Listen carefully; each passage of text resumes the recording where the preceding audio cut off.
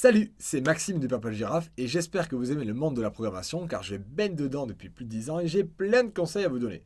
Alors aujourd'hui, on va parler du développement mobile sur iOS et Android. Pourquoi je vous parle des deux? Parce qu'on me pose très souvent la question de savoir si on veut créer un service pour iPhone et Android, est-ce qu'on doit développer deux fois l'application? Eh bien oui, en théorie, il faudrait développer deux fois l'application car ce sont des systèmes complètement différents. Alors, il existe bien sûr des solutions intermédiaires. On va avoir quelques compromis à faire pour l'utilisateur et pour nous, mais on peut avoir une façon de ne coder qu'une seule fois et d'avoir un résultat sur les deux. Je vous explique quelles sont finalement les trois solutions qui existent. La première solution, c'est la plus simple pour nous, mais c'est la moins sympa pour l'utilisateur. C'est tout simplement de ne faire qu'un site web responsive design avec des progressive web apps par exemple. C'est-à-dire que vous allez créer un site web qui sera utilisable de façon agréable sur mobile, mais l'utilisateur va bien voir que c'est un site web. C'est là qu'il y a un compromis. On n'a pas la même expérience utilisateur sur un site web que sur une application native qui a été bien codée. Donc ça, c'est le premier compromis. Pour vous, par contre, c'est idéal, puisque vous n'aurez qu'une seule base de code à utiliser, vous n'avez pas à coder plusieurs fois votre application. À l'opposé, vous avez l'application 100% native. Vous codez pour Apple en utilisant les outils officiels fournis par Apple. Vous choisissez soit le Swift, soit l'Objective-C, soit le C++, et vous codez votre application. Une fois que vous avez terminé, vous l'envoyez sur l'App Store, et si vous voulez faire une application pour Android, vous allez faire pareil pour Android. Vous avez un kit officiel qui est fourni avec la plateforme, qui vous permettra de coder soit en Kotlin, soit en Java, soit en C++, et d'avoir une application 100% native qui utilise tout ce que proposent les téléphones Android. Et vous pourrez l'envoyer sur le Play Store. Mais vous avez compris, vous allez développer deux fois, une fois pour iOS, une fois pour Android. L'utilisateur, c'est ce qu'il y a de mieux pour lui. Pour nous, c'est un petit peu plus de travail.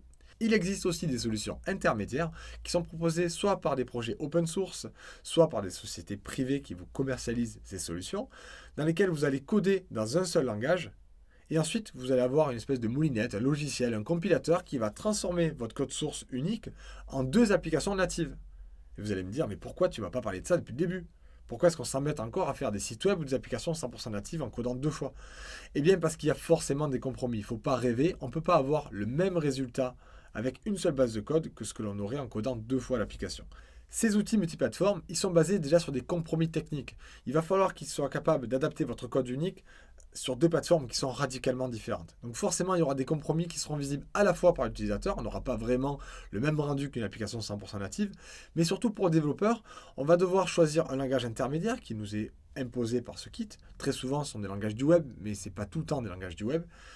Mais surtout, il va falloir gérer les petites incompatibilités. Et ça, c'est souvent un problème avec ces kits multiplateformes. C'est-à-dire que même si vous pensez coder une seule fois et que ça marche parfaitement partout, quand vous allez voir le rendu final, vous allez vous rendre compte qu'il y a des petites choses qui ne vont pas. Donc vous allez faire du code spécifique pour chacune des plateformes pour essayer de gérer ces incompatibilités. Et finalement, on passe beaucoup de temps à gérer plein de petits problèmes plutôt que d'avancer très vite sur chacune des plateformes.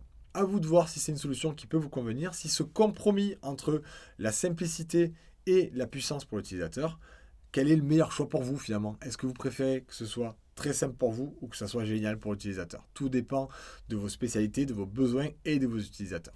Vous avez maintenant toutes les informations pour faire un choix éclairé. Allez, c'est parti maintenant, à vous de créer et de rendre vos utilisateurs heureux.